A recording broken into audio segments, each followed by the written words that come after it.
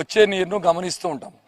ఆ నీరు క్లియర్గా ఉంటే ముందు ఇంకా మూమెంట్ ఏం లేదని, ఒకవేళ బురదగా వస్తే అది మళ్ళీ జరుగుతుందని ఒక ఇండికేషన్. అట్లాగే వాటర్ ఫ్లో పెరుగుతుందా తగ్గుతుందా అనేది ఒకటి.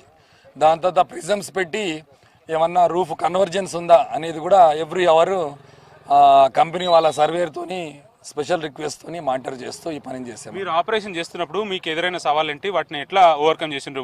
వాటరింగ్ కానీ, లేకపోతే పైనుంచి ఒకవేళ డెబ్రిస్ కొలిగే అవకాశం ఉంది, లేకపోతే వాసన దుర్గంధం అట్లాంటివి?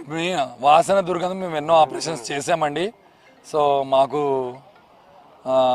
ఇటువంటి ఆపరేషన్స్లో అది మాకేం ఇబ్బంది కలిగించదు. ఎందుకంటే మేము సేవాభావంతో సింగరేణి సంస్థ రెస్క్యూ సర్వీసెస్ని సింగరేణి కోసం స్థాపించినా కూడా చుట్టుపక్కల ఉన్న ప్రజానికానికి కానీ ఎక్కడైనా కానీ మేము వేరే రాష్ట్రాలకు కూడా వెళ్తుంటాం. ఒక్కోసారి కోల్ ఇండియా వాళ్ళకి వెళ్ళి కూడా సహాయం చేస్తుంటాం.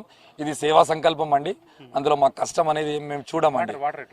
వాటరు మనకు అంతకుముందు ఏది ఉందో అదే వస్తుంది. స్పెషల్గా ఈ కొద్ది రోజుల్లో మాకు ఏమి ఎక్కువ పెరగలేదు మానిటర్ చేసినప్పుడు. అవర్ లాట్ ఆఫ్ స్టీల్ ఉందండి. ఆ స్టీల్ని కట్ చేయడానికి మేము ఎన్డీఆర్ఎఫ్, ఎస్డీఆర్ఎఫ్, రైల్వేస్ హెల్ప్ కూడా తీసుకున్నాము. మా దగ్గర కూడా ఎక్విప్మెంట్స్ ఉన్నాయి, కానీ మనకు మిగతా ఏజెంట్స్ సహాయం చేస్తున్నాయి కాబట్టి మేము మొత్తం ఎక్విప్మెంట్స్ని ఇక్కడ తెచ్చే అవసరం రాలేదండి.